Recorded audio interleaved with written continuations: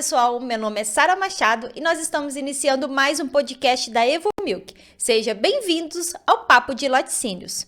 E hoje nós vamos fazer um episódio aqui mais que especial, daqueles que dá vontade de pegar um cafezinho, um queijinho e para ouvir a história, né? Respirando fundo e ouvindo histórias incríveis. Mas como tá fazendo muito calor aqui, eu vou tomar um chá gelado porque não dá para tomar café. Hoje nós vamos falar com Jaime Antônio de Souza. Foi tanto sucesso o episódio dele aqui que ele teve que voltar. Jaime, seja bem-vindo ao Papo de Laticínios. Obrigado, Sara. Boa tarde a você, boa tarde a todos, boa tarde, boa noite, bom dia, dependendo, boa madrugada, dependendo do horário, o pessoal vai ver aí depois, né? O pessoal do leite é bem da madrugada. Para mim, novamente, é uma honra estar aqui presente, tá? Participando de uma história tão bonita quanto essa, de contribuição com a pecuária leiteira, tá?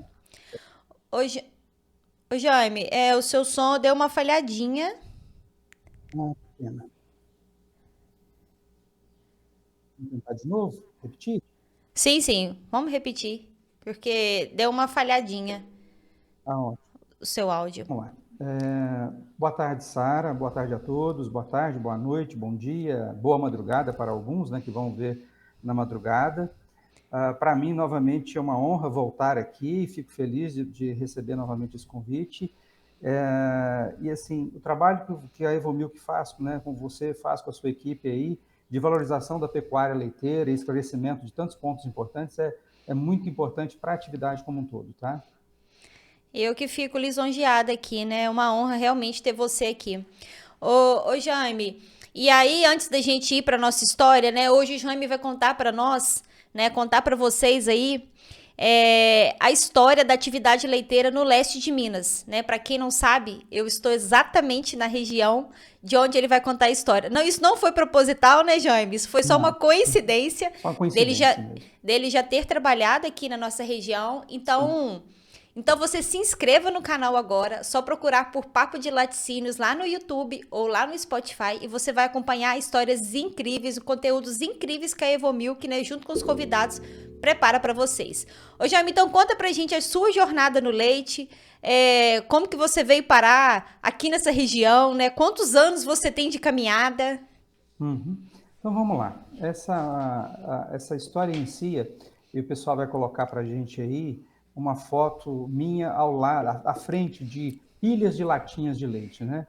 Na época, recém-nascida, minha mãe não teve leite materno suficiente para mim, só nos primeiros dias ali, depois o leite secou, e aí eu tive que mamar leite. Inicialmente tentaram leite de vaca, mas era uma vaca parida de bezerro mais velho, leite muito gordo, e aí eu tive intolerância à gordura, né? E com isso tivemos que, por uma receita médica, usar esse leite que vai aparecer aí na foto, tá? O Dudu Então, vai assim, colocar pra minha gente história ali com vaca e com leite, ela é bem assim, bem da tenra idade mesmo, tá? Bem de bebê eu já começo nessa história. Depois o pessoal vai colocar aí também duas fotos unificadas aí de uma casinha, né? Essa casinha, eu sou nascido em São João del Rei, né? E aos 4 anos de idade, de 4 para 5 anos, eu fui morar na roça, numa região chamada Morro Grande, próxima à Capela de Nossa Senhora das Graças. Então, quem conhece a região vai lembrar exatamente isso. Morro Grande, Capela de Nossa Senhora das Graças. E Nós vamos colocar, sim. as fotos aqui, né, no episódio para o pessoal acompanhar a história que você vai estar Sim. contando. E aí, eu fui durante 4 anos da vida, de 5 aos 9 anos, eu morei e vivi nessa região, nessa casinha exatamente que está sendo mostrada aí na fotografia. Momento em que eu, de novo, tomei assim, né? Na verdade, a gente nunca desligou de vaca, porque o período que a gente morou em São João del Rei, ainda antes dessa idade, nós tínhamos 2 vacas. Nós morávamos num bairro de Tiradentes que chamava Porto, e hoje virou uma cidade, Santa Cruz de Minas, ao lado de entre São João del Rei e Tiradentes. Eu morei nesse bairro na época, né? E a gente tinha 2 vacas, a pintura e a fumaça. E essas vacas iam para a serra, para pastar. Então, ali com 3, 4, 5 anos de idade, eu estava buscando vaca lá na serra de Tiradentes para poder tirar o leite. De manhã tirava o leite, soltava com os bezerros e à tarde, por volta de 2, 3 horas da tarde, buscava essas 2 vacas para apartar. Isso antes dos 5 anos de idade. Dos 5 aos 9, aí essa história do Morro Grande, próximo à igreja de Nossa Senhora das Graças. Tá? Uhum. Período em que a gente produziu leite também, fez queijo. Meu pai toda sexta-feira pegava o ônibus, né? As famosas jardineiras, aquelas antigas, né? Que carrega o queijo, o frango, o porco, né? Então O era daquele cabrito. jeito. A 16 quilômetros de São João del Rei fica essa região rural, tá? Então, só para que as pessoas possam entender um pouquinho da minha origem, tá? E até porque no outro podcast algumas pessoas perguntaram, né, assim, algum comentário do tipo, como é que é a história desse cara na atividade? Por que que ele está falando de leite? Né? Então, assim, até respondendo um pouco disso também, tá? Sim, sim. E essa história de fazenda ficou na veia o tempo todo. Depois eu fiz Escola Agrotécnica Federal em Bambuí, e de Escola Agrotécnica Federal de Bambuí eu fui para Rondônia, Mato Grosso, com herbicida para pastagem, gado de corte. Depois eu me ingressei na Nestlé, isso nós estamos falando de 92, e de 92 para cá, 30 anos, atividade agrícola, né? A minha carreira profissional tem a ver com esse curso de técnica agropecuária, né, pela Escola Agrotécnica Federal de Bambuí. De lá eu me formo, vou para Rondônia, Mato Grosso, trabalho com gado de corte, depois eu ingresso na Nestlé em 92, e de 92 até então estou na atividade leiteira. E aí, em algum momento dessa sua história, você veio parar no leste de Minas, bem aqui Exato, na minha região. exatamente. Em 2013, dezembro de 2013, novembro de 2013, foi quando eu fui para o leste mineiro. Na época eu trabalhava numa outra empresa, e a gente foi para aí, iniciou o trabalho com um levantamento inicial da região, dos produtores, um trabalho que nós levantamos, visitamos mais de 6 mil propriedades à época, e fizemos uma coleta de dados de todos eles. A gente vai falar um pouquinho do resumo desse trabalho de levantamento que a gente fez nessa região. Fiquei em Valadares de 2013 até julho de 2018. Foram basicamente 5 anos aí em Valadares. Tá? Valadares e Exato. toda a região, andei bastante, conheço bastante toda a região. Tá? É, só lembrando, pessoal, para onde o pessoal não conhece, né, não conhece bem a região, né, Valadares está bem no leste ali, mineiro, nós estamos em Ipanema, né, Evomil que fica em Ipanema, que está bem próximo, então a gente faz parte dessa bacia leiteira aí onde o Jaime trabalhou, né, é uma bacia leiteira gigante, né, Jaime, já teve muito leite aqui, né? Sim, sim. Nós vamos falar um pouquinho dessa bacia leiteira, até para que a nossa pessoal, né, a nossa audiência possa entender um pouquinho, contextualizar isso tudo, tá? Sim, Quando a gente sim. fala de Valadares e toda a região de Valadares, nós estamos falando de topografia muito difícil, né? Muitos morros, Bem poucas acidentado, áreas né? planas. Na região, o pessoal inclusive chama essas áreas planas de baixas, né? Baixas. E aí a gente Baixas, fala, né? nós temos poucas baixas aqui. E tem pouquíssimas baixas mesmo, né? A gente tem um regime de chuva que é complicado, chove muito pouco, né? A pluviometria em Sim, média na casa de 400 a 500, um ano muito bom, são 600 milímetros. Fora isso, a gente não tem, né? sim, sim. Chuvas, é isso aí. Anos ruins fica abaixo de 400 milímetros no ano, Milímetros. né? Uhum. E tem um detalhe grave, né? Porque a chuva é muito concentrada ali, de novembro a janeiro, no máximo fevereiro. Às vezes passa 6 meses, 8 meses sem chover, e de repente dá uma chuva de 100 milímetros, o que Sim. estraga as Que lava, estradas todas, as que lava pontes tudo. todas, causa enchentes, porque como a região é muito, no vocabulário popular nosso, muito quebrada, né? De muitos aclives e declives, então vai provocar muitas erosões, tá? Então a Sim, gente sim. fala um pouquinho de topografia, o clima, nós estamos falando aí tem a questão da Isso. temperatura, né? Exato. Valadares, o pessoal brinca que a região aí, ela tem dois tipos de clima, né? É, verão e inferno, né? Não é inverno, é inferno. É, Porque sempre faz muito calor. e Ficar aqui em próximo dos Ipanema, 40 graus aí é coisa fácil, né? e 42, aqui, isso. 43, 44 não é assim uma coisa muito incomum, é bastante comum, né? E aqui em Ipanema não é diferente, né? A gente também vive o mesmo regime ali, né? De chuva e de temperatura, né? Nossas temperaturas também chegam facilmente a 35 e 38 e 40, né? É bastante comum, né? E nos E a gente dias de tem, inverno a gente ainda tem dias muito quentes também. sim, e a gente tem ainda a questão de cultura, né? O produtor daí, lá no passado, há muitos anos atrás, principalmente no entorno de Valadares ali, foi feito um trabalho bom pelo Leite Glória, de fomento, de assistência técnica. Estamos falando de coisa de quase 30 anos atrás. A Nestlé e Teoflotone fez um trabalho bom de fomento, na época da Sim, NPL ainda, também coisa de 30 anos atrás, né? Então, essas duas bacias leiteiras, a de Teoflotone e a de Valadares, elas desenvolveram um pouco mais e acabou influenciando municípios vizinhos, né? Tambacuri, por exemplo, é uma bacia leiteira interessante, Carlos Chagas sim. também, né? Então, tem algumas bacias leiteiras interessantes ali, influenciadas por esses trabalhos feitos há quase 30 anos atrás, tá? Uhum. Mas essas empresas não estão mais presentes na região, já saíram há alguns anos, quer dizer, o Leite Glória há muitos anos, a Nestlé mais Nem recentemente, né? conheci. Uhum. E com isso, parte daquele trabalho se perdeu, né? E o produtor não tem hoje, eu te diria assim, que a grande massa de produtor não tem uma cultura de produção de leite, né? Enxerga leite como mais na área, assim, com a visão de subsistência. Pois é, e aí eu queria até que você comentasse, né, sobre essa questão dos volumosos, né, assim, como é que é essa programação para chuva, como é que é essa programação para seca, ou se não existe nenhuma, né?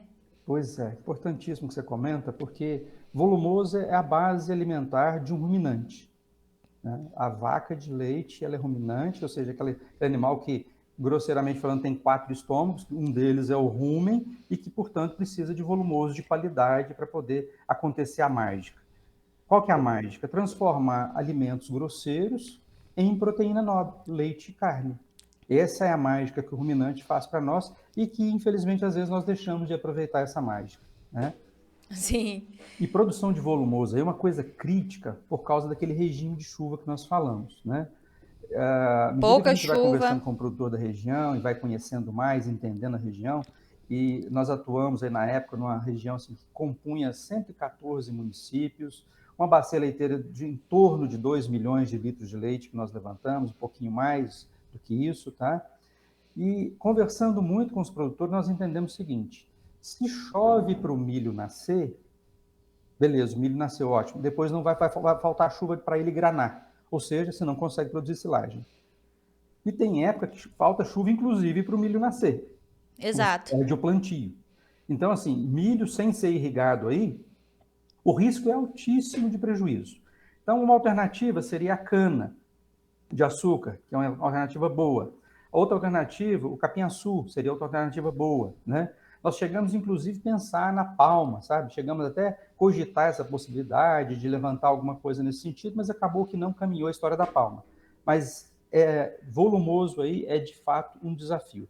Na época das águas, do período chuvoso, mesmo sendo esse período difícil, de poucas chuvas, as chuvas muito concentradas, ainda se tem um pouco de pasto. Mas no período seco do ano, que é uma seca longa, aí é difícil de conduzir a atividade leiteira aí. Então, nós precisamos Sim. entender que tudo que nós falamos até o momento dificulta a atividade leiteira na região de Valadares. Tem um outro ponto importantíssimo, que é a questão do concentrado. A gente, para colocar concentrado em Valadares, o caminhão vai rodar no mínimo 1.000 quilômetros de qualquer região produtora, seja do Triângulo Exatamente. Mineiro, do Sudoeste Baiano. Se falar de Goiás, do Mato Grosso, piora a conta, né? É, e a gente tá falando assim de Valadares, mas o que envolve toda. A gente tá falando da Todos esses bacia, né? 114 municípios aí que eu Exatamente. mencionei, São cento, né? exatamente. A É bacia leiteira, muitas. assim, ela é vasta, estou falando em coisa de um raio de quase 200 quilômetros ao redor de Valadares aí, certo? Outro ponto que eu estava comentando, que é a questão do concentrado. Então, esse concentrado aí em Valadares, ele é mais caro do que o concentrado no Triângulo Mineiro ou em Goiás, por exemplo, no mínimo 15 centavos por quilo de concentrado, porque é o preço do frete. Na época a gente calculava, dava 10 centavos, mas o frete subiu muito, eu estou colocando aqui 15 centavos, talvez seja até um pouco mais. Né? Uhum. O frete tem um peso importantíssimo no preço final do concentrado nessa região aí. Aí é aquela velha história que a gente brinca muito, né? Nós não podemos dar filé para cachorro, né? Assim, entre aspas, né? Porque Exato. os cachorrinhos de hoje comem comidas, às vezes, melhor até do que filé, né? É. Mas pensando nessa conta, o animal para comer um volumoso de boa qualidade, um concentrado de boa qualidade, tem que ser um animal produtivo. Tem que dar E leite. que dá leite, que produza leite. E ter esse animal produtivo nessa região e nessas condições, porque a vaca sobe o morro. Chega lá em cima, ela chega à conclusão que não tem comida e não tem água. Aí ela tem que Ela descer o desce. morro. Então, a energia que ela ganhou comendo algum concentrado nas baixas, nas partes mais baixas da fazenda, né? Concentrado Já e perdeu. volumoso, ela perde subindo e descendo e em busca de água. Tá? Então, eu digo o seguinte, para situações extremas, como é o caso de Valadares, as medidas precisam ser extremas, sabe? Como vamos pensar em Israel, por exemplo. O que Israel fez para enfrentar o problema de deserto, esse tipo de situação que eles têm lá, de temperaturas altas e tudo mais, é mais ou menos o que a gente precisava pensar para Valadares. Ou seja, não dá para tratar problemas tão extremos de forma simples e ingênua, porque se fizer isso, o prejuízo é certo. Então, precisa assim, de uma operação de guerra para produzir leite nessa região aí, pensando de leite agora de forma empresarial, de forma lucrativa, de forma competitiva com o resto do país. Tá? Sim, Então, a gente sim, precisa sim. pensar de forma muito profunda a atividade leiteira no leste de Minas, dada toda essa problemática que eu citei aqui agora. Tem o custo do transporte do leite aí, que é altíssimo, em função das estradas, em função dessa declividade, as estradas são difíceis de transitar. Tem produtor que às vezes está a 700 metros do asfalto, mas a descida para chegar até a sede da fazenda é tão difícil que às vezes 2, 3, 5 dias no ano não se coleta o leite dele, porque não tem Sim. jeito de chegar lá. Não tem Naqueles, acesso. não tem acesso. Então, assim, às vezes é um leite que está assim, a 700 metros do asfalto. Fica 5, 6, 8 dias sem coletar leite em função de acesso. Né? Exato. E isso encarece frete. E o outro ponto importante é a questão da qualidade do leite. Se qualidade é importante, não só aí em Valadares, é importante no Brasil inteiro. Mas em Valadares, nós precisamos dar uma atenção especial, dada essa questão da temperatura ambiente, que é tão alta. Então, se esse leite não for resfriado imediatamente, sabe? Aquela coisa de ficar juntando leite nos latões para depois levar os latões lá para o resfriador e despejar tudo de uma vez, é um problemaço isso. As bactérias estão multiplicando naquela temperatura ambiente, assim, né? Multiplicando a milhão. Então, tem que ter um cuidado especial com a qualidade em Valadares, também dada a questão de cultura, né? Porque o Sim. produtor, na grande maioria, enxerga a atividade como uma atividade de subsistência, não vê importância econômica nela, infelizmente. Tá? Às vezes não é a principal, né, ali. Não é a Mas, principal, mas é o leite, assim, mas pro laticínios é muito importante, que é o leite que ele tá recebendo, né? Então, sem dúvida. quando vai Sem juntando dúvida. 50 litros, mais 30 litros, mais 10 litros, no final das contas você tem aí 10 mil litros de leite numa rota, todo comprometido por causa de, né, por causa de temperatura, Uhum. principalmente, né? Já, eu falo assim, igual, por exemplo, nós estamos em fevereiro de 2023, né? A gente tem o fevereiro praticamente todo sem nenhuma chuva na nossa região toda. E com temperaturas assim, de manhã, eu saí de casa às 5:30 da manhã, já tá marcando 28 graus, entendeu? 25 graus, 28 graus é o que tá oscilando de manhã. Então, Exatamente. você tem uma oscilação assim, de 15 graus durante o dia, às vezes, né? Assim, de manhã para tarde, Sim, muito grande. é muito importante esse cuidado, assim, excepcional com qualidade aí. E falando desse enfrentamento da atividade leiteira, assim, enxergá-la como atividade empresarial que precisa ser competitiva para ser lucrativa, a gente trouxe aqui a história, a gente vai falar um pouquinho aqui a respeito da história do seu Edson Aguiar. Seu Edson Sim, Aguiar, Fabrício, a dona Tereza, a esposa do seu Edson, mãe do Fabrício. É uma família que, sabe, tem um empenho gigantesco com a atividade leiteira. sim, Eu, sim. eu os conheci logo na implantação do Compost Barn lá na fazenda, tá? Então, assim, as médias anteriores ao Compost Barn lá, média de controle leiteiro da fazenda, né? Não é controle leiteiro oficial, mas é o controle leiteiro que é usado para fazer a dieta na fazenda, ou seja, são números confiáveis, porque eles precisam de números confiáveis para fazer a dieta Sim, são os números deles e que ele deles, conhece, que eles né? usam, né? É. Então, antes do Compost Barn, o seu Edson já tinha, a fazenda já tinha uma média, o rebanho tinha uma média de 19 litros por vaca dia. Isso nós estamos falando de um rebanho de próximo de 70 animais, tá? À medida que a família toma a decisão de fazer o compost, né? Fez um barracão de 600 metros quadrados e coloca esses animais lá. E aí, no momento assim de seca, consegue colocar os 70. No momento da chuva, não consegue colocar os 70. Às vezes 55, às vezes 60. Tem que fazer o manejo correto do compost para evitar que a cama fique úmida, esse tipo de coisa, né? Sim. Fazendo o manejo de forma perfeita, nós tivemos lá em várias ocasiões, inclusive levamos produtores lá, levamos técnicos lá, e nós chegamos lá e encontramos média. Hoje estava com 33 de média, no controle leiteiro de, tipo assim, 2, 3 dias anterior àquela visita. Aí fomos num outro momento, estava com 35 de média. Às vezes você tem uma composição de mais vacas de bezerro novo parida naquele momento, né? Por isso que a média oscilava. Ou Uhum. seja, sai de uma média de menos de 20 e vai para uma média acima de 30. Por Porque quê? O que ele, mudou? isso eu ia falar. O que que ele mudou? Ele mudou o conforto, né? Ele ofereceu conforto. É o enfrentamento da situação, né? Então a vaca agora não tem que caminhar mais, subir morro e descer morro. A comida dela está a 3, 4 metros dela, assim, 4, 5 passos dela.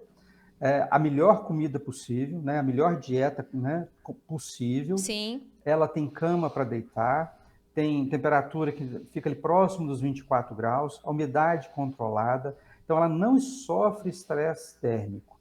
Esse gado em compost, comparado a um rebanho a pasto, por exemplo, você tem a questão de casco, que aí é problema quase Sim. zero, você tem a questão do carrapato, que aí problema quase zero, você tem a questão da mastite, problema quase zero. Então, você tira coisas que afetavam o animal de forma negativa, você tira. Você põe sob controle. A temperatura você põe sob controle. E, por outro lado, se oferece condições a mais para ela. Comida de excelente qualidade a 2, 3 passos, água de excelente qualidade a 2, 3 passos, cama para deitar.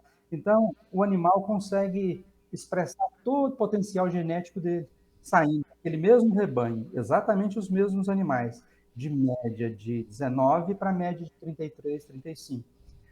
O Edson e família fez de diferente. Enfrentamento da situação adversa que tem na região. Só isso. Resolveu enfrentar de frente, sabe? Não quis ficar passando a mão na cabeça de ninguém. Ah, vamos fazer mais ou menos. Não. Vamos fazer a coisa certa, o que precisa ser feito. Sim. Nós, do setor lácteo, digo, nós, eu falo, a indústria, o produtor, é a tomada de decisão. Nós temos que tomar a decisão de fazer a coisa certa, aquilo que, de fato, vai ser rentável. De jeito nenhum. Não tem ninguém dizendo que é fácil. Sim, é muito difícil, mas é possível. Quando eu pego um exemplo desse, para mim já diz tudo, sabe? Se uma pessoa foi possível de ser feita, uma família conseguiu essa evolução, por que os demais não conseguem? Será que, né, a família é tão especial assim? Muito especiais, né? Mas quantos outros também não são? Que está faltando uma tomada de decisão, né? Sim. Em relação a É isso, como você disse no início, né? É a questão, é a tomada de decisão. Olha, como que eu vou enfrentar a minha situação, né? O que que eu sei fazer? Ah, eu sei tirar leite, né? O que que eu uhum, tenho? Eu tenho uma propriedade propícia para tirar leite e eu já tenho os animais. Eu conheço lá o compost deles, né? Eu sei o uhum, quanto eles são trabalhadores, né? E fica ali a demais. família, né? E se esforçam para produzir com excelência e qualidade mesmo. E realmente é isso. Eu falo assim, é exatamente igual você falou. É fácil? Não, não é fácil. É fácil para mim, para o Jaime tá falando de longe? É mais fácil porque a gente não está enfrentando, né? Sim, Mas a gente entende, a gente conhece, a gente está dando exemplos de casos de sucesso, de né? Porque sucesso, claro. realmente é um caso de sucesso deles ali, né? Uhum. E assim, eles sempre foram muito abertos à visita, sabe? A gente fez Sim, dia de campo lá, sabe? Foi muito legal. Foi assim, um período de relacionamento perfeito, assim, no sentido de parceria entre indústria e produtor, tá? sim, sim, sim. São casos que vale a pena a gente compartilhar porque Com deram certeza, certo, né? E eles continuam lá produzindo, né? sim. Ah, me parece que fizeram, inclusive, outro barracão. Já tem um segundo barracão lá, se não me falha a memória. É, Tá? Eu tenho muito tempo que eu fui lá, eu não Uhum. lembro. E aí tem outro ponto, ô Jaime, também, que é sobre a genética, né? A genética que prevalece aqui no leste de Minas. Nossa, foi importantíssimo você comentar esse ponto, sabe? Valeu, obrigado aí pela lembrança. Porque o leste de Minas tem outro ponto interessantíssimo, né? Tem algumas propriedades, algumas fazendas de grandes criadores, importantes criadores, criadores respeitáveis, né? Pessoas de bem, pessoas que fazem um trabalho muito sério, que faz o trabalho com o guzolando, né? Que é o guzerá mais o holandês. Então, Uhum. existe pelo menos uma meia dúzia de propriedades lá muito importantes que fazem esse trabalho. Dito isso, a gente vai falar então um pouco da genética. Fora esses produtores que fazem esse trabalho como o guzolano, que é um animal mais adaptado a essa questão de clima, questão de topografia de Valadares, a gente tem os outros produtores que usam, né, um gadinho comum, gadinho de pouca expressão em termos de produção. Produção, produtividade e qualidade de leite. Para você ter uma ideia, tem uma outra história de um outro produtor, que eu não vou lembrar o nome agora, que na análise nossa lá acusou cloreto. Aí o técnico da qualidade foi lá para visitar o produtor, chegou lá, se deparou com a seguinte situação. O produtor produzia 72 litros de leite com 56 vacas. Imagina a média, né? Nós falávamos no seu Edson com 19. Agora essa não dá nem 2 litros por vaca. Tá? Sim, Produzia sim, sim. 112 litros, dava 76 litros. Mas eu Aí, contei uma história um dia desse aqui no podcast, e os meninos que estavam aqui, foi um podcast presencial, eles acharam que eu tava falando mentira. Eu falei, gente, eu já visitei um curral que tinha, acho que 37 animais, eram 37 animais e tava com 40 litros de leite. Então, assim, e não é mentira, isso existe. E você tá acabando de provar aqui pro pessoal com mais uma história, que isso existe. E sabe o que é o mais triste? A hora que foi entender o porquê do cloreto, o produtor não estava fraudando o leite. Sim. Eram bezerros, vacas de bezerro muito velhos, né? Com DEL Já estava aquele altíssimo. leite já, né? Conclusão, para poder resolver o problema desse produtor, teria que desmamar tantas vacas, teria que fazer mais isso, mais aquilo, ou seja, o leite dele ia acabar. Ia acabar. Né? A gente não pôde coletar mais o leite dele em função de normativa e do jeito que a empresa trabalha, mas certamente ele vendeu esse leite para um outro, né? Que não, Sim, que não olha não faz esse tipo de análise, por exemplo. Né? o que eu ia te falar, falou assim, infelizmente nesse caso a gente, né, precisa de suspender, de dispensar, olha, infelizmente eu não posso, né, só que outra pessoa, né, coleta. É uma situação muito delicada, né, Jaime, porque tem toda a questão social envolvida nisso e a gente entende, mas é um problema que a gente precisa de tocar nele e a gente precisa de ir resolvendo aos poucos, né, porque imagina o trabalho que ele não tem para poder tratar dessa quantidade de animais, né, porque elas comem o mesmo tanto, né? Eu não sou veterinária, não sou zootecnista, não sou da área, mas eu entendo que ela come o mesmo tanto que uma vaca aqui. Não tem como, né? Tem que comer, não tem jeito. É prejuízo, né? Não é lucro, né? O custo para manter um animal desse, custo de manutenção que a gente fala, né, independente da produção, ele é igual para qualquer vaca, custo de manutenção é igual. Custo para produzir um bezerro, para ela reproduzir, também é igual. A diferença, você vai acrescentar mais concentrado ou menos, um volumoso de melhor qualidade ou não, dependendo da produção de leite, né? É uma Ferrari, eu vou tratar como uma Ferrari. É um Fusquinha, eu vou tratar como um Fusquinha. Basicamente isso, né? Sim. Tá? Aí Então, a gente não está aqui também falando, né? Genética em Valadares, na região toda aí, é um caso à parte também, precisa ser estudado. Tá? Precisa de uma atenção, olhar atento.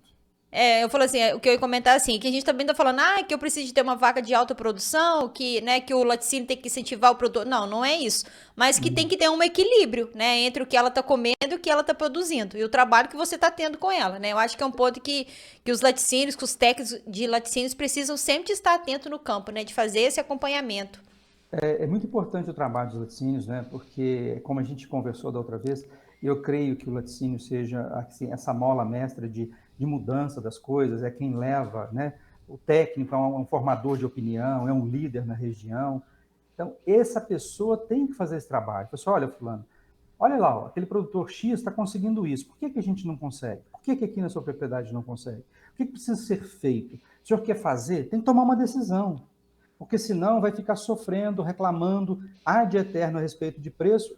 E muitas das vezes, 99% das vezes, o problema não é exatamente no preço. Tem outras coisas. Não quero dizer que com isso o produtor não tenha que brigar por preço, não. É justa, é importante, é papel dele, tem que brigar mesmo, está corretíssimo. Tá? Sim, mas sim. não fique focado apenas nisso. Tem tantas outras coisas para a gente olhar, tem tantas outras coisas para a gente fazer, e às vezes são coisas que estão na mão do produtor e ele deixa de fazer. Tá? Exato. E aí, eu queria até comentar aqui com o pessoal, para quem não assistiu o seu outro podcast, né, o Jaime conta a história da captação de leite, né, compartilha bastante conhecimento sobre captação de leite no Brasil, traz muitas informações, então vale a pena demais ir lá no YouTube ou no Spotify e assistir esse episódio para você conseguir contextualizar com tudo que ele está trazendo de complemento agora nesse episódio.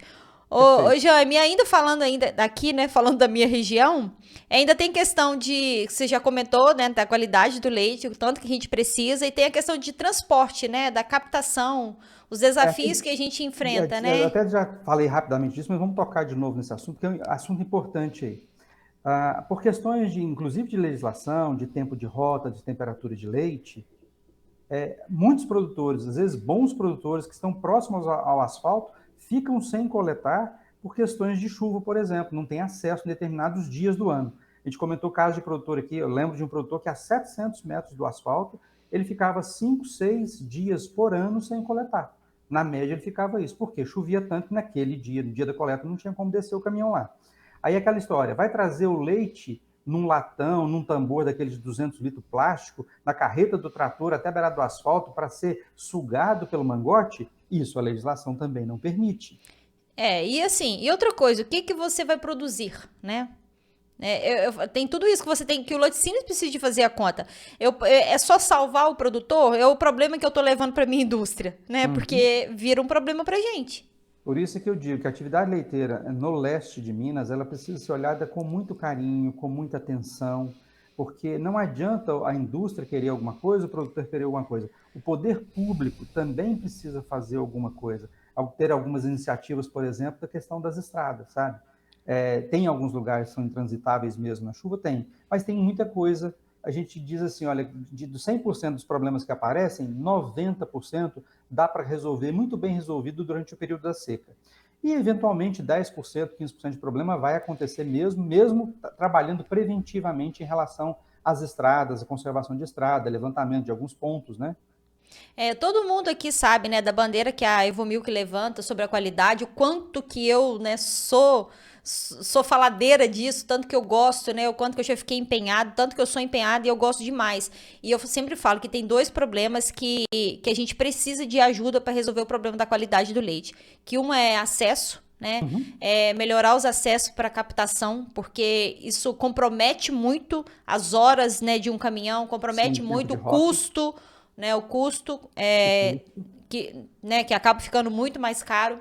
E outra coisa chama-se água, né? Eu acho que a Uhum. gente tem um problema seríssimo também com água. E são pontos que você tocou, né? Que a gente precisa da ajuda do setor público e a gente precisa. E esses dois pontos, que é acesso, né? São as Uhum. estradas e saneamento básico rural. Eu acho que a gente precisa de começar a cobrar isso, né? Mas pedir, os laticínios precisam pedir ajuda, né? Porque sozinhos eles Perfeito, realmente não dão conta. perfeito. Tá? E a gente precisa falar de coisas de tomadas de decisão que a gente mencionou agora há pouco, né? A questão da segunda ordenha, por exemplo. Né? Sim, pois é. Ainda tem a segunda ordem, que é o mais um problema da nossa região. É mais uma situação interessante aí de Valadares e região toda. Tá? Naquele levantamento que eu mencionei agora há pouco, com mais de 6 mil propriedades, nós identificamos que 30% delas faziam a segunda ordenha, ou seja, 70% não fazia, naquela época não fazia a segunda ordenha. Nós estávamos falando de uma bacia leiteira de 2 milhões de litros, mais ou menos. Tá? Então, se a gente pegar isso assim, em contas assim, muito rápidas, muito simples, é só um exercício matemático. Não é nenhum trabalho científico, eu quero alertar isso, não é trabalho científico, é um exercício matemático, para colocar todo mundo com a cachola para pensar, sabe? Será que o que esse rapaz está falando tem algum fundamento? Porque eu tenho certeza que tem. Tá? Quando a gente fala da segunda ordenha de 2 milhões de litros de leite, eu até deixei aqui um simulador que ele pode me perguntar do jeito que quiser, que tem conta pronta, sabe? É o seguinte, se a gente pega uma situação de 2 milhões de litros de leite dia, e a gente fala assim, olha, se eu vou passar a fazer, agora 100% desses produtores vão fazer a segunda ordenha. Se isso de fato acontecer, então nós estamos falando de 2 milhões vezes 30%. O que é 30%? É o incremento que a gente tem com a segunda ordenha. É normal o produtor que tira 100 litros de leite por dia fazendo uma ordenha. À medida que ele passa a fazer a segunda ordenha, ele aumenta 30 litros de leite. Isso é uma coisa comum, é corriqueiro. Quem viveu essa experiência sabe disso. Tá? E lembrando que praticamente todos os currais aqui da nossa região têm um tanque de Um tanque resfriamento, resfriador. né? Tá? Ou Então o seja, tanque já tá está lá lá. um equipamento subutilizado, né? Sim. Acumulando prejuízo, nesse caso. Então, a gente pega 30% de 2 milhões de litros, nós chegamos a 600 mil litros dia. 600 mil litros dia multiplicado pelo preço, eu coloquei de R$ 2,45 aqui, que é um preço médio, tá? Nós podemos fazer a conta com R$ 2, com R$ 2,10, com R$ 2,20, do jeito que as pessoas quiserem, a gente pode fazer a conta, tá? A gente chega a uma receita mensal por esse volume de leite multiplicado por esse preço. Vou falar do valor diário primeiro, né? 600 ml de leite a 2,45 dá 1.470.000, que vezes 30 dias dá 44 milhões de reais. 44 milhões de reais, assim, esse número é um número difícil da gente visualizar. Eu quis tornar esse número mais fácil, mais palpável, para que todos pudessem ver. Então, durante a exibição do podcast, vai ter uma imagem disso, tá? Sim. Um caminhão cegonha, eu fui pesquisar isso, ele transporta 11 carros pequenos, tá? Carros médios, assim, os carros básicos brasileiros, tipo, a gente tinha o Uno no passado, tinha o Golzinho 1000, né? Falando desses carros. Ele transporta 11 carros daquele, tá? Esse dinheirão todo que a segunda ordenha gera, dividido por carros, nós teríamos 662 carros, tá? Esses 662 carros, dividido pelo número que cada cegonha carrega, nós precisaríamos de 60 cegonhas para carregar os carros que o dinheiro da segunda ordenha compraria nessa bacia leiteira, envolvendo toda essa bacia leiteira. Então vai ter imagem, a pessoa vai visualizar, vai ficar mais fácil de enxergar esse número, tá? Sim. Você imagina, pensa assim, agora pensa numa fila de 60 caminhões cegonhas, todos eles carregados com 11 carros cada um, 60 caminhões, aquelas cegonhas. Pensa no tamanho de fila que é isso. E sabe o que Gigante. acontece com essa bacia leiteira que nós estamos falando de 114 municípios? Joga isso fora todo o sagrado mês. E nós não estamos falando de uma região qualquer, não. Nós estamos falando da segunda mesorregião mais pobre do estado de Minas. A primeira é o Vale do Jequitinhonha, depois é essa mesorregião aí que compreende boa parte desses municípios. Ou seja, numa região que do estado de Minas está entre as mais pobres, está se dando ao luxo de jogar fora todo o sagrado mês 60 cegonhas de carros. 60 Meu Deus. cegonhas. Aí eu falei assim, não, mas você errou a conta. Então tá bom, vamos jogar isso pela metade. Que seja 30 cegonhas, que seja uma cegonha por dia de carro. É muito Alguém dinheiro. pode jogar uma cegonha todo sagrado dia fora? E eu dividi tudo pela metade. Eu botei uma margem de erro nos meus cálculos aqui de 50%. Veja que absurdo. Olha o que essa região toda perde em termos de riqueza. Em termos de riqueza. É muita coisa, Sara. Sim, sim. E já Você quer ver sabendo os assim, ganhos indiretos disso? pois é, eu falo assim, já sabendo que o caminhão já vai lá coletar o leite, que já existe um ponto de coleta, né? Um Nossa, tanque você nem resfriador, me ele já fale. tem a O frete, o vaca. tanto que ia otimizar frete, o tanto que ia baratear o custo do frete do leite, sabe? Tantas coisas que a gente ia ter ganho. Pensando nesses 600 mil litros de leite a mais, a gente precisaria de uma planta nova aí na região para poder absorver. É óbvio que as plantas aí hoje, todas elas trabalham com ociosidade. Mas vamos Sim. admitir que se tivesse todo mundo trabalhando a 100%, né, a plenos vapores aí, a gente precisaria de uma planta nova. Essa planta nova deve custar hoje algo em torno de 100 milhões de reais, uma planta nova aí para beneficiar esses 600 mil litros de leite. Estou falando de uma planta bem básica, tá? Sim, sim. Essa planta geraria no mínimo uns 250 mil empregos diretos. Agora, você imagina o seguinte, aumentou esse leite no campo, quanto de caminhão nós vamos precisar lá no campo para buscar esse leite? Eu fiz uma continha aqui, ó, se cada caminhão desse 2 viagens por dia, seria 33 caminhões a mais rodando. Esses caminhões precisam de motorista, que às vezes tem um ajudante, mas eles precisam de diesel, precisam de pneu, de oficina mecânica, isso tudo gera renda. Sim, sim. Então, os caminhões que coletam a matéria-prima que chega nessa fábrica nova que foi investida esses 100 milhões na região, que gerou 250 mil emprego direto. Depois do produto acabado, de novo, precisa de uma outra frota de caminhão para retirar esse produto acabado dessa fábrica na região para os mercados consumidores. Pensa nos impostos que isso gera, pensa na geração de renda e riqueza, né? Porque imagina que o produtor está recebendo um pouco mais de receita, sobra dinheiro para a esposa comprar um vestido, então você gera receita lá no comércio, ele pode comprar uma máquina nova no agropecuário, uma ordenha, então Ele vai, gera ele vai, renda lá nessa... Aí ele vai a trocar de costureira contrata carro. mais um, lá na loja agropecuária contrata mais um, então assim, é um motor de geração de renda absurdo. Se a gente Sim. conseguir produzir mais leite numa região, na mesma região. Não é expansão de região, é na mesma região. Ou seja, aumentar a produtividade dessa região. E assim, eu acho que um ponto que você tocou é importantíssimo, né, que a gente tem que deixar claro é que todas as fábricas da nossa região estão com plantas ociosas, né? Todas, Então, sem assim, exceção. Tá? então Isso é assim, a gente fato. já tem esse problema, né? Mesmo a gente, sem a gente imaginar uma outra planta aqui, a gente já resolveria problemas, né, porque a gente sabe o quanto que é Já alto o existentes, né? custo, né, de manter uma planta. E aí, Sara, a grande pergunta. Bom, e por que que não fazem isso, né? Por que que alguém não pensa nisso, não faz? Você Por que imagina a que não existe quantidade de uma imposto que campanha, isso né? gera. Pensa assim, para os governos, para o governo municipal, para o governo estadual, para o federal, tudo é benefício se isso acontecesse. Por que que não junta todo mundo, né? A iniciativa privada, através do produtor, da indústria, a parte, né, de governos oficiais aí, né, estadual, municipal e Municipal. federal, e vamos fazer um Uhum. trabalho no sentido de mudar um pouco a cara dessa região. Por que que isso não acontece? Mas assim, olha, fica todo mundo esperando, se fulano fizer, eu faço, se o governo fizer, não. Nós temos que provocar, nós temos que ser os protagonistas dessa história, sabe? Provocar esse assunto, levar isso para Sim. todas as camadas da sociedade, porque isso tudo é importante para nós, né?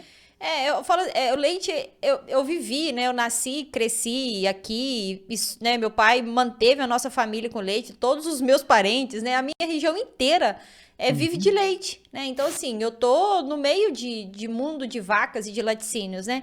E às vezes a gente fala muito isso aqui, fala, gente do céu, E uma das ideias de criar o canal, né? O Papo de Laticínios, foi exatamente porque ele falou assim: não, a gente precisa de fazer alguma coisa para fortalecer a nossa cadeia produtiva. Não dá pra gente simplesmente falar, eu vou esperar o laticínio fazer, eu vou esperar o governo de Minas fazer, eu vou esperar o meu prefeito fazer, vou esperar, entendeu? Assim, não dá.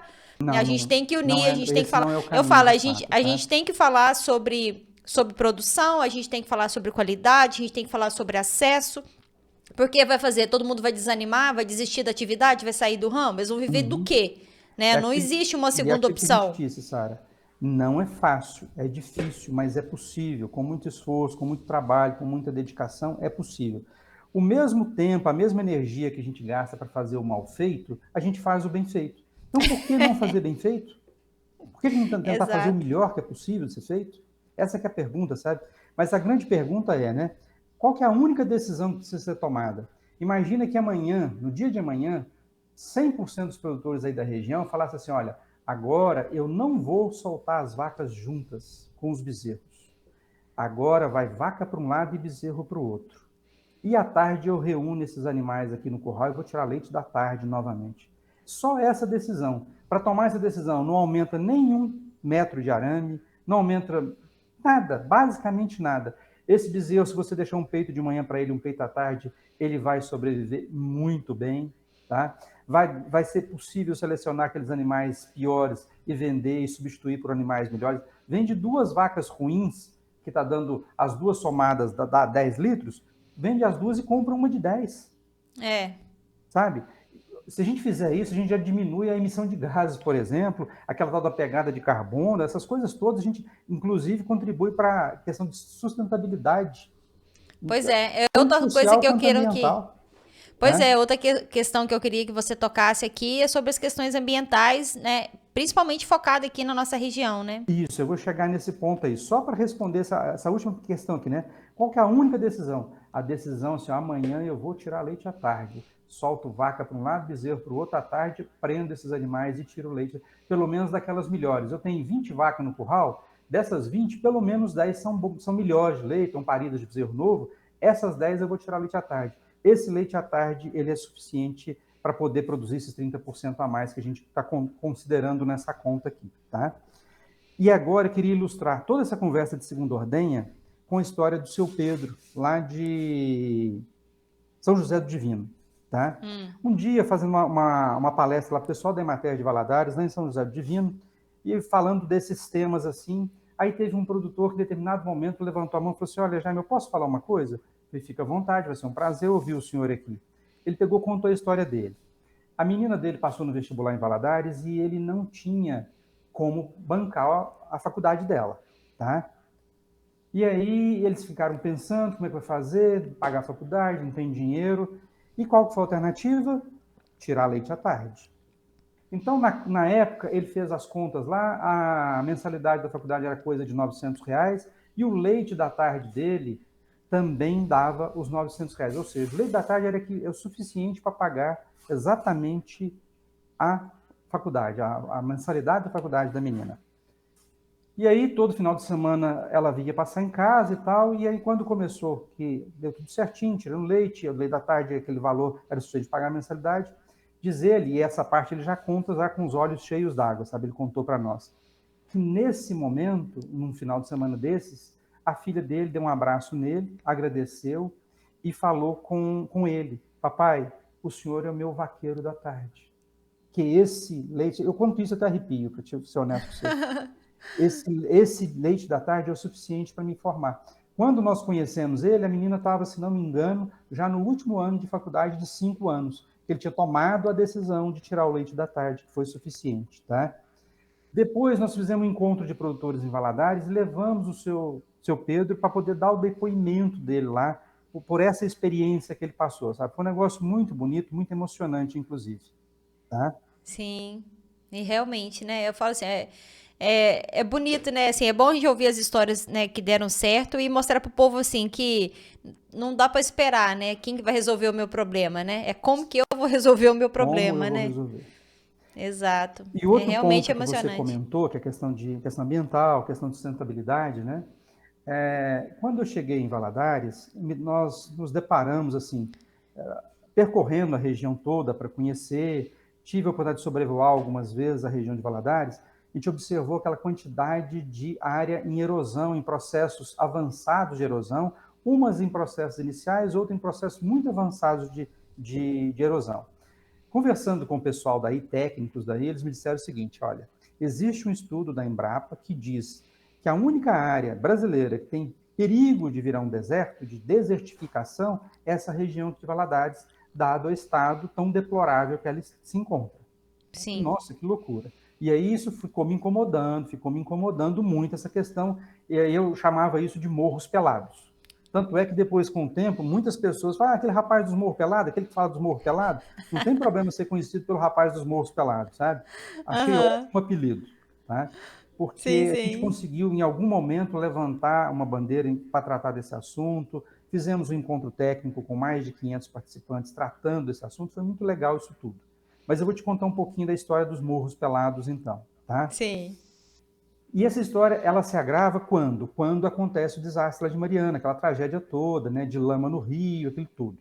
Quando aquilo aconteceu, nós, da indústria, nos demos conta do seguinte, a água é tão ou mais importante para o laticínio do que o próprio leite. Sim, A sim. indústria sem água não funciona. Não funciona sem leite, mas também não funciona sem água. Conclusão: se a gente já dava uma importância gigantesca para a água, aí a importância ficou ainda maior. Nós fomos tocados muito mais profundamente em relação à questão da escassez de água da região. Tá? E pensando nisso, conversando sobre isso com as pessoas, eu descobri que tem o Instituto Terra. Fui lá, visitei, conversei, entendi. Nós recebemos palestras do pessoal do Instituto Terra. Foi um negócio muito. A interação foi muito interessante, aprendemos muito com eles. Tá? E trouxemos a proposta de um trabalho para fazer com os produtores da empresa que eu trabalhava mas com a empresa que eu trabalhava era importante, mas muito mais importante era fazer com todos os produtores da região, né? E aí, no momento que o podcast foi exibido, a gente vai estar mostrando imagens disso, Sim, dessa sim. continha. De novo, é uma conta básica, é um exercício de matemática, não é um trabalho científico, tá? É só para a gente exercitar os neurônios nossos um pouquinho, tá? E a conta, ela é feita baseada numa dobradinha de sucesso que nós propomos para o produtor. Olha, você coloca uma nascente em recuperação e recupera 1 hectare de terra.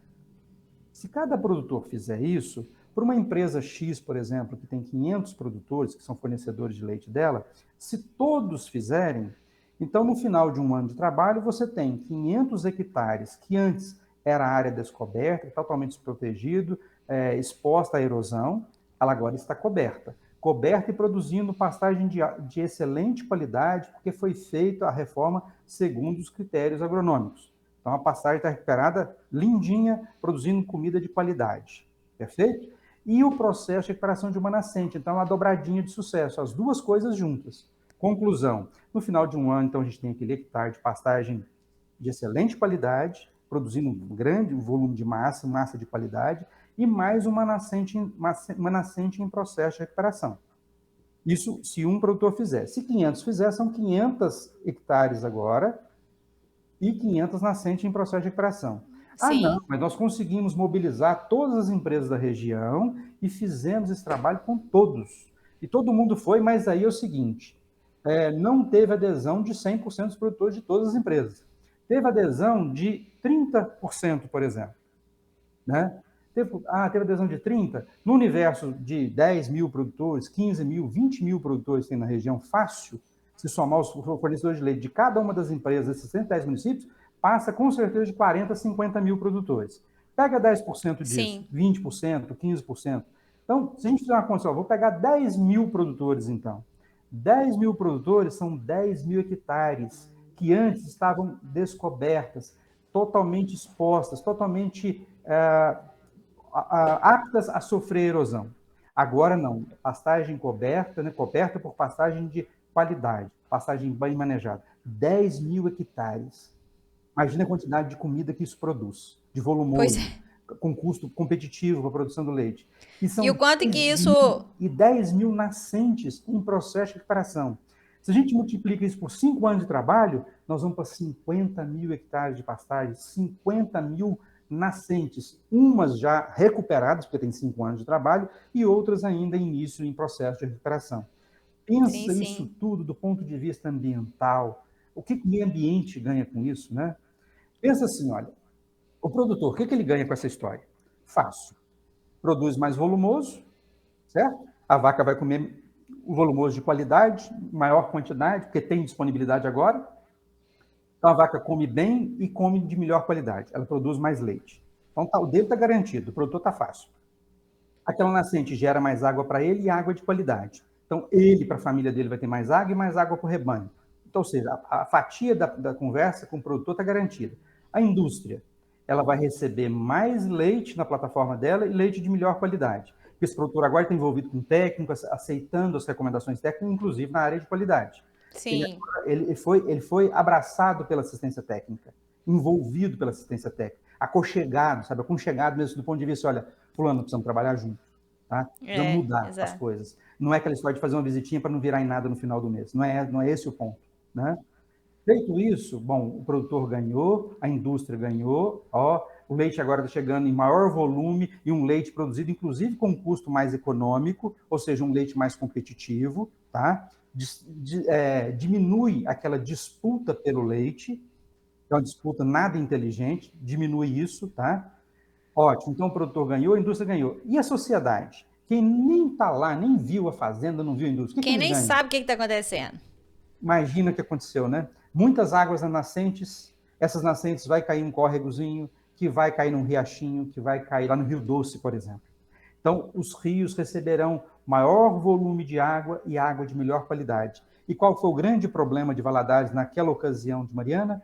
Faltou água na cidade. Não tinha água potável para consumir. E aí a população, a sociedade entendeu o problema que é a falta de água. Sim. Então, esse projeto, ele tem assim, um cunho social fantástico, porque ele mantém o produtor na atividade, a atividade se torna um bom negócio, o produtor que há anos fala mal da atividade começa a enxergar com outros olhos, e aí aquele filho que ia embora porque o seu pai só fala mal da atividade, ele vai embora, ele não vai ficar naquilo que é tão ruim. Agora, vendo aquilo, vendo a nascente lá, que não existia, agora está lá linda, né, gerando água, vê aquela vaca que estava passando fome, agora a vaca tem comida, aquela vaca que não produzia leite, está produzindo, não tinha renda, agora tem renda, o filho fica motivado a ficar na propriedade, porque se tornou um negócio interessante. Então, do ponto de vista social, a gente retém o produtor na atividade, evita que vá ter o tal do êxodo rural e inchar as periferias das cidades, vai criar um clima favorável para a sucessão da fazenda, porque o filho já agora enxerga como um bom negócio, uma boa atividade, tá? E isso, para a sociedade toda, sabe? De novo, é geração de riqueza, é mais leite, mais dinheiro, mais renda, aí gira toda aquela engrenagem da economia. gasta-se mais no comércio, que contrata mais e tudo funciona, gera mais impostos, gera tudo. Ou seja, de novo, por que os governos estadual, federal, municipal não participam de um negócio, de uma conversa dessa? Exato. E aí eu falo que você nunca viu um produtor que recuperou uma nascente que se arrependeu, né? Eu nunca vi. Nossa, arrependi de ter recuperado a minha nascente aqui. Não, você não vê esse caso. Você vê sempre ele orgulhoso do trabalho que ele fez, do benefício que ele recebeu. Outra coisa, topo de morro, né? A gente fala muito isso de topo de morro. Eu já trabalhei muitos anos, né, eu sou bióloga, né? Minha formação é da biologia, então eu vim desse mundo pro leite. E eu falo que todo lugar que você chega, você começa a olhar, né? Olha, tem um topo de morro ali, que a gente chama de careca, né? E aí é isso. E é isso. Primeiro, a sua vaca, a chance dela ir lá no alto comer é pequena. Né? Quando você preserva, quando você seca, quando você deixa a vegetação voltar, né? Ou quando você planta, ou quando você refloresta, né? Tem um monte de jeito de recuperar o morro, a absorção de água ali é muito maior, né? O que a gente fala do exemplo do careca, quando uma água cai na cabeça de um careca, né? Ela Sim. tende a escorrer, né? Ela vai Sim. escorrer muito mais rápido, igual se eu tô tomando banho, né? E a água cai na minha cabeça, por exemplo, né? Com o meu cabelo vai absorver. Então é isso que a vegetação faz, ela absorve, né? Ela retém muito mais a água ali.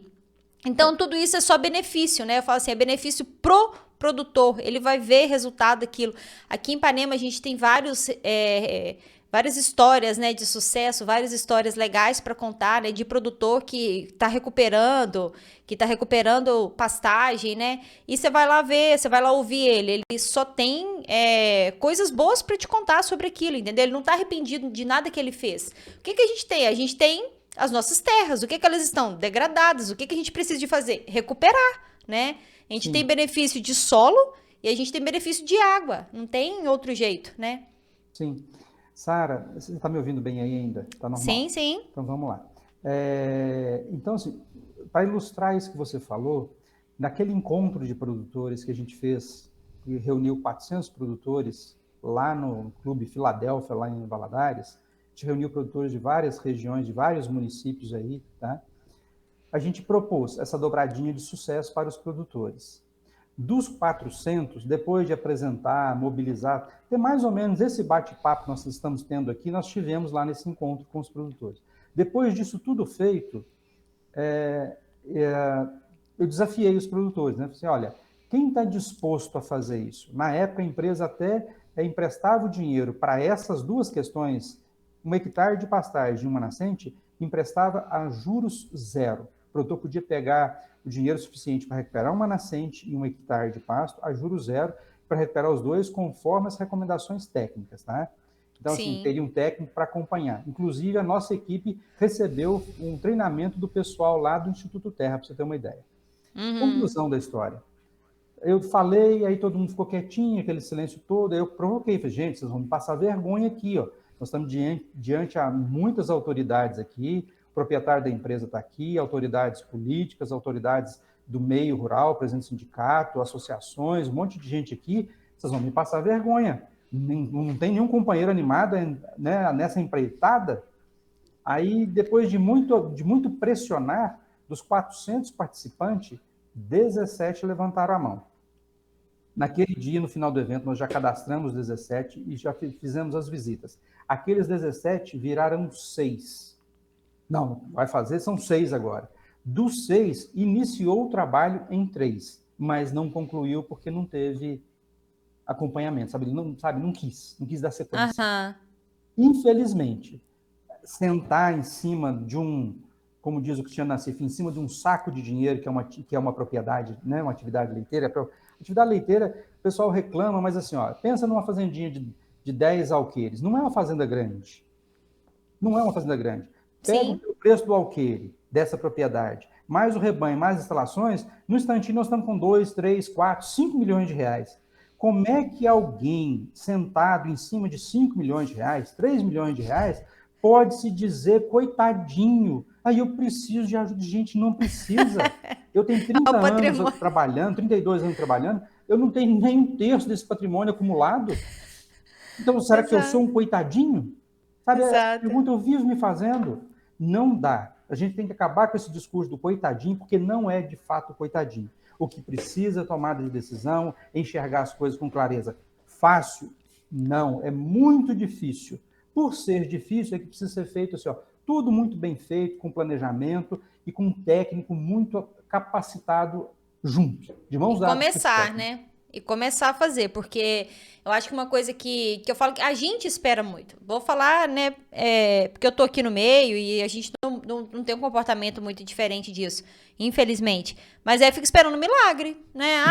Aí você fica esperando o milagre da chuva, aí você fica esperando o milagre do milho nascer na seca, aí você fica esperando o milagre de brotar uma água na sua propriedade, e aí você vai esperando milagres, né?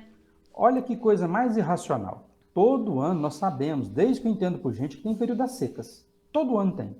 Mais severo ou menos severo, mas com certeza vai ter um período das secas. E até hoje a gente vê muito produtor cortando capim na beirada da estrada para alimentar o animal no período da seca. Será que ele foi surpreendido? Foi pego de surpresa? Será? Exato. Ó, gente, esse ano aconteceu uma seca aqui. Não é isso Aceitar não. isso, sabe? Não é.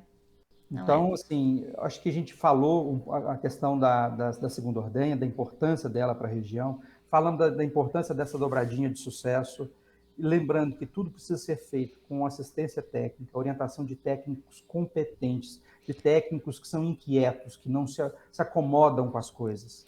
E lembrando, né, Lá que é algo novo acontecendo, quer que as coisas de fato aconteçam.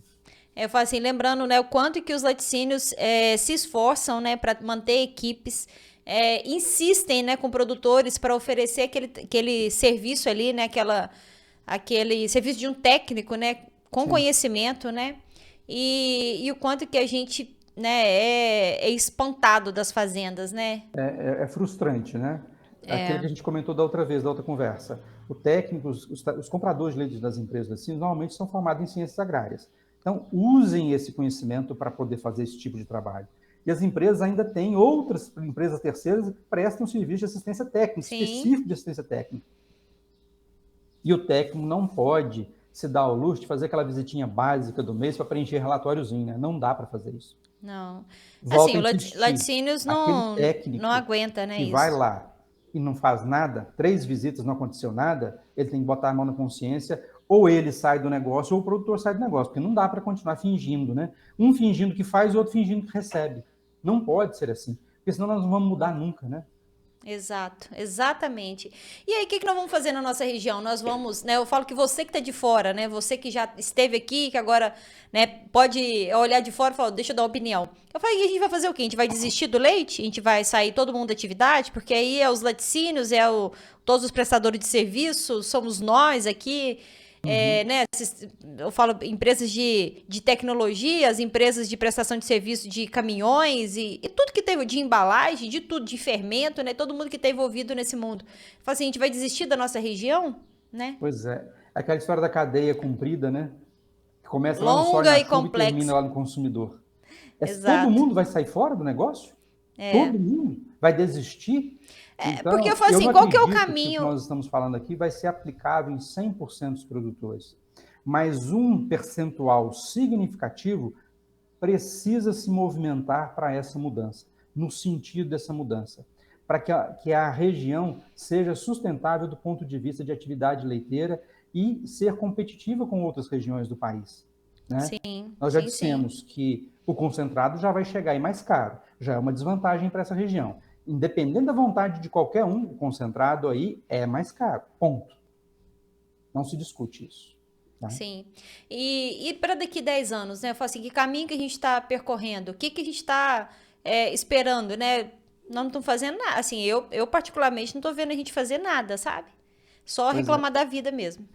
Então, é hora, às vezes, assim, sabe, de as pessoas que assistirem esse bate-papo aqui, chame o vereador da cidade, que chame o prefeito, que chame o governador, que chame as indústrias, que chame os técnicos. Pô, fulano, vamos começar isso pelo menos no nosso município aqui, vamos movimentar alguma coisa aqui? Vamos fazer um projeto piloto aqui, pelo menos com 10 propriedades, para ver se isso se aplica? Exato. né? Vamos dar atenção, né, para os produtores. Eu falo que eu já rodei muito na roça, né? Ainda rodo, mas hoje menos, né? Já andei muito, né? Rodei, a gente fala, andou, né? Visitei Isso. muitas propriedades. Eu falo, uma das coisas que eu mais escutava era, Sara, né? A única coisa que eu peço aqui pro meu município é as estradas, né? Eu não peço mais nada. Uhum. Principalmente por causa da coleta do leite, né? Eu falo quanto que isso é importante para a zona rural, né? Os acessos. Não dá para poder a gente não falar disso, né? E a questão das estradas, por exemplo, você voltou a tocar nelas, porque é importante em Valadares, é assim, ó. A gente pega uma rota de 100 quilômetros, nessa rota de 100 quilômetros, às vezes tem dois pontos críticos, que todo ano é atoleiro. O resto passa, assim, né, não passa bem, mas passa.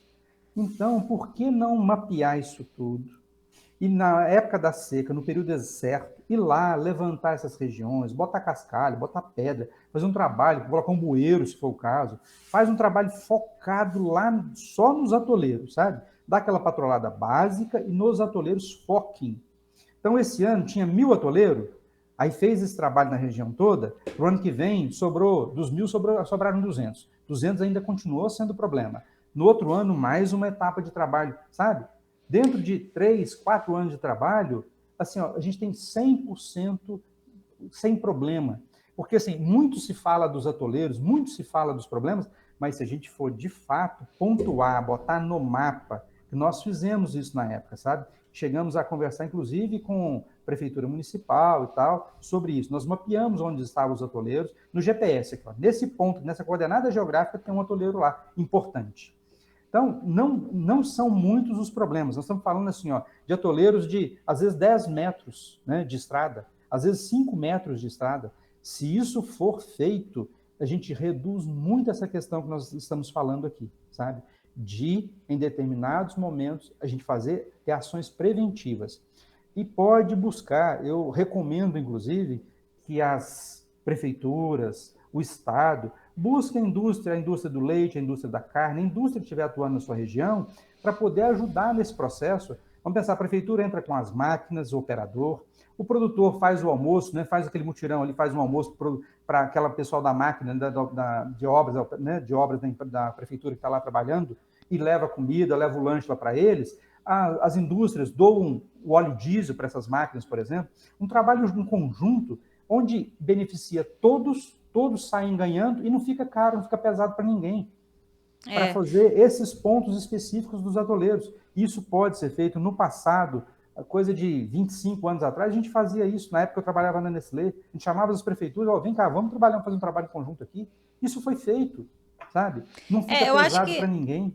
eu falo assim, se os laticínios começarem a contabilizar, né, os prejuízos com quanto que ele perdeu de leite com a qualidade do leite e o quanto que o frete dele ficou caro esses dias, né? Porque não coleta, Porque aí tem que mandar caminhão socorro. Aí o caminhão socorro não coleta, e são dois prejuízos. O da coleta não coletou, se ou mandou para então também o não caminhão coletou.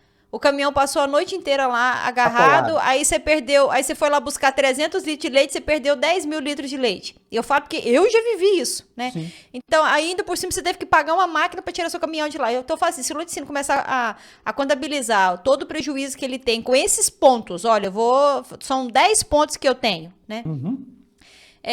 Eu acho que vale a pena muito ele Vale chamar, muito a assim, pena sentar e conversar. De para novo, falta uma decisão, falta uma atitude. Vamos sentar, vamos conversar, vamos fazer. E vamos E assim, eu sou outra muito das coisa. coisas práticas, sabe? Eu não sou essa coisa de o cientista que fica elaborando trabalho científico, não. Essa continha de padaria aqui, ó, isso aqui faz sentido? Vamos fazer? Vamos fazer. Ah, não, isso aqui não é bem assim. Então vamos estudar. Mas pelo menos toma uma decisão. Tem gente que adora fazer contas, trabalho científico, mas não sai do papel. Não tem Tem que dar resultado. aplicabilidade do que ele fala. Uhum. E eu falo assim, igual agora, os laticínios precisam fazer o diagnóstico para atender as instruções normativas, né? Que faz parte do plano de qualificação. Aí uma das perguntas que ele pode inserir, porque muitos clientes aqui da Evomilk pedem, eu quero inserir mais uma pergunta aqui no meu diagnóstico, né? Que são das boas práticas. Você pode inserir mais uma pergunta, você pode inserir uma observação. Olha, vamos fazer observação sobre os acessos, né? Sobre as pontes, sobre os atoleiros, né? Então, assim, são informações que você vai receber e você vai conseguir falar, olha, deixa o gestor, né? Deixa o gestor saber o que está acontecendo aqui. Deixa ele entender. Porque, realmente, é um volume muito grande, né, Jaime, de rotas e de produtores Nossa, e de pontos de coleta, né? Eu falo que um caminhão de 10 mil, ele facilmente passa em 30 pontos de coleta num dia, né? Ele com roda certeza. 300 quilômetros, 400 quilômetros. Então Sim, é isso, você tem condições de saber, olha, onde que estão os meus piores, você consegue marcar esse ponto, você consegue olhar isso tudo no mapa, né? Hoje em dia tem solução, tem jeito de você ver isso tem. muito mais rápido, Tem né? mapa de tudo, né? Tá tudo Já mapeadinho, com a aproveita, fala, olha, coordenada geográfica exata, né? já aproveita que o seu técnico precisa de fazer essa visita, precisa fazer esse diagnóstico, então já, né, Mapeia insere isso, mais né? esses detalhes, né, e começa a falar, olha, deixa eu ver o que eu vou trabalhar esse ano aqui, né? Eu falo que tem muita coisa para a gente fazer para melhorar a nossa cadeia Existem muitas produtiva. oportunidades. Existem Muitas. sim. Né, e eu falo assim, a gente está falando aqui não como oportunistas de nada, né, Jaime? É como uma Uhum, preocupação mesmo com o que a gente quer que melhore, né? Eu falo assim, perfeito. eu falo assim, são quantas famílias que dependem do leite na minha região, né? A gente está falando Sim, dela aqui hoje. E eu quero que eles vivam cada dia melhor, né? Eu não quero que sim. as pessoas Nós desistam estamos da falando aqui de atividade, que coisa elas boa para ficam... o país, é de geração de riqueza, é de qualidade de Exatamente. vida do produtor, do leiteiro que pega uma estrada melhor, que não vai passar a noite atolado. É dessas coisas que nós estamos tratando, né? Exato, exato. Eu falo que qualquer dia desse eu quero trazer um transportador aqui para ele contar a história de vida dele. É, não é simples. Né? Não é simples. Exatamente. Ô, Jami, mas mais alguma observação sobre a história da atividade leiteira, né, aqui do leste de Minas? Mais algum ponto que você gostaria de destacar? Eu acredito que a gente falou, assim, pelo menos dos mais principais, dos mais importantes, né? Se porventura alguém tiver alguma dúvida, tiver alguma pergunta, quiser colocar aí depois, fica à vontade. Eu, na medida do possível, vou procurar dar uma olhadinha, tá? Nas mídias e ver se tem alguma coisa, assim, algum questionário. Se caso chegar para você, você pode me encaminhar, Sim, que eu tenho sim. prazer em responder, pelo menos aquilo que eu souber, tá? No mais, eu te agradecer pela oportunidade, agradecer a sua audiência pela oportunidade de, mais uma vez, compartilhar um pouco daquela, né, do dia a dia nosso de trabalho, da vivência nossa do dia a dia. Tá? Sim, sim, sim, sim. Eu agradeço demais a sua participação, a história, eu acho que é maravilhoso, né? Eu acho que outras regiões do país, né, devem compartilhar com a gente aqui as histórias. A gente falou hoje de muitos pontos fracos que nós temos, mas eu Sim. acho que outras regiões devem vir aqui e contar os pontos fortes que eles têm e os pontos fracos também, Uhum. porque o que a gente quer é trazer informação, né, para nossa cadeia e mostrar assim, onde que tem solução, a gente vai tentar levar a Uhum. solução para lá, né? Foi muito importante você colocar essa questão que nós falamos muito das dificuldades, né, da região, mas eu enxergo as dificuldades como oportunidades, como obstáculos a serem superados e de forma profissional, para que de fato a atividade leiteira seja rentável e o produtor ganhe o dinheiro dele merecido, porque é trabalhoso, nós sabemos que é trabalhoso. Não é fácil, é Sim. difícil, mas é possível. Mas para tanto, o primeiro passo para a gente ir em busca da solução das coisas é reconhecer que existe o problema. Eu reconheço que existe o problema. De fato, lá não chove mesmo, então é um problema. Como é que eu vou produzir volumoso lá? Que volumoso eu vou produzir? Então, a partir do momento que eu reconheço que existe um problema, eu já começo a identificar soluções. Agora, se a gente acha que está tudo normal, que está tudo certinho, não existe problema, eu nunca vou em busca da solução. E É. aí nós ficamos, passa ano, 10, 15, 20 anos, a gente volta para conversar, está tudo igual a 10, 15, 20 anos atrás. Eu Né? acho que vai estar bem pior, né? Porque a tendência nossa não é nada de melhorar sozinho, né? A Sim, tendência é de ficar mais degradada, de ficar mais seco, das chuvas mais escassas. Assim, não escassas, mas os períodos a chuva muito não está bem concentrados, né? distribuída, não muito bem, não tão bem distribuída igual era Isso. quando eu era criança, por exemplo.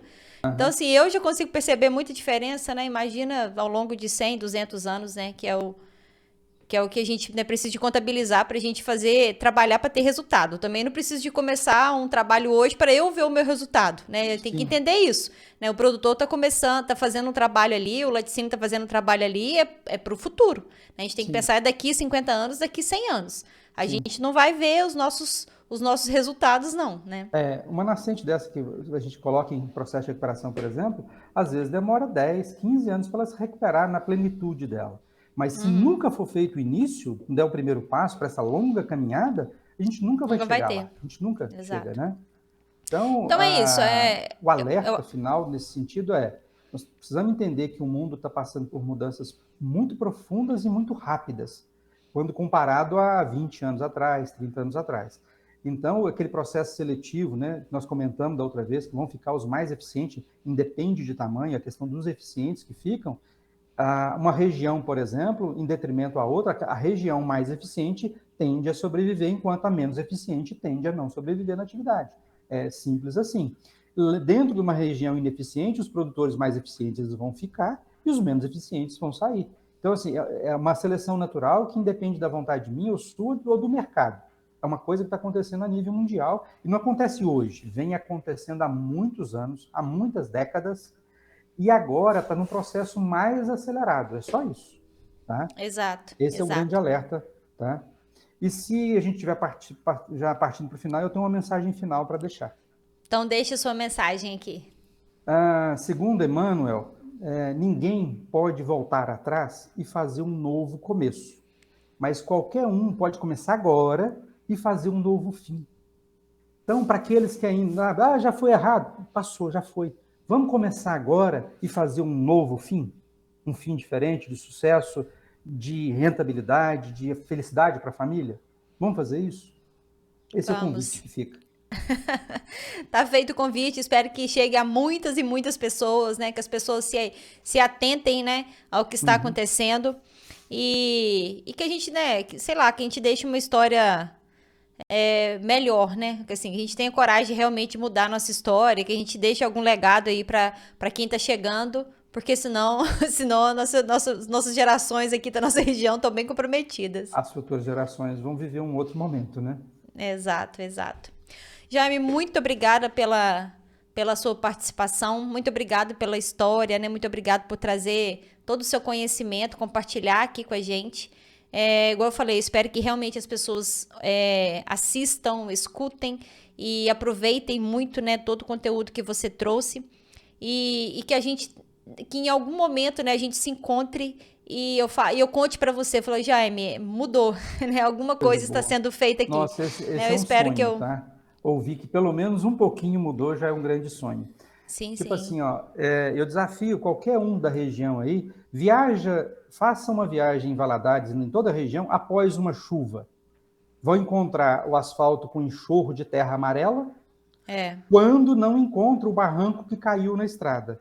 É o que você vai, esse sinal de erosões graves, tá? Façam. Exato. Se acha que eu não tenho razão, dá uma olhadinha. Após uma chuva, ande uns 20, 30 quilômetros em qualquer direção, partindo de Valadares ou de qualquer outra cidade da região. Você vai ver o asfalto com aquelas lâminas de água amarela da cor da terra. Quando não, você vai ver o barranco caído dentro da estrada. Exatamente isso. É o que a gente tem visto nos últimos tempos, acho que nos últimos 3 anos, 2, 3 anos, né, que as chuvas foram mais intensas aqui, chuvas mais torrenciais, na verdade, é o que a gente viu muito, né? Eu falo que o assunto que a gente ouve aqui na minha região, acabou as estradas, né? Mas é por causa disso, né? Muito barranco desmoronando, muito morro pelado mesmo aqui, indo embora na enxurrada. Essa é a verdade. Com certeza. Jaime, fica meu abraço, minha gratidão, né? As nossas portas estão abertas, sempre que quiser, vem aqui contar histórias, né? Traga seu conhecimento. Igual a gente falou da outra vez, acho que só sobre captação a gente teria mais um outro episódio, então em outro momento eu quero que a gente fale novamente sobre captação de leite. Muito obrigada Evomilk, muito obrigado Papo de Laticínios e seja sempre muito bem-vindo aqui. Obrigado, Sara. Obrigado a todos da audiência nossa aí, tá? Tô falando nossa aqui já numa intimidade enorme, tá? Mas você já é de casa. Obrigado a todos, tá? E espero, no futuro próximo, poder contribuir com mais algum tema, tá bom? Um grande abraço a todos. Até mais. Um abraço e até mais. Pessoal, se inscreva no nosso canal agora para vocês acompanharem esse e outros episódios incríveis, né, que o Papo de Laticínios e a Evomilk prepara para vocês. É só procurar lá no Spotify ou no YouTube por Papo de Laticínios. Você se inscreve lá no YouTube, acione o sininho e você vai acompanhar semanalmente todos os lançamentos que a gente coloca aqui para vocês. E também siga nossas redes sociais. Nós estamos no LinkedIn, no Facebook, no Instagram.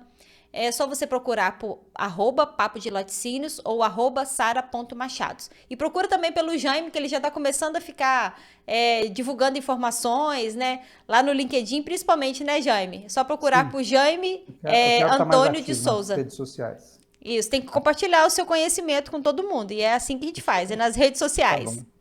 Obrigado. Até mais, pessoal. Um beijo para vocês e até a próxima semana.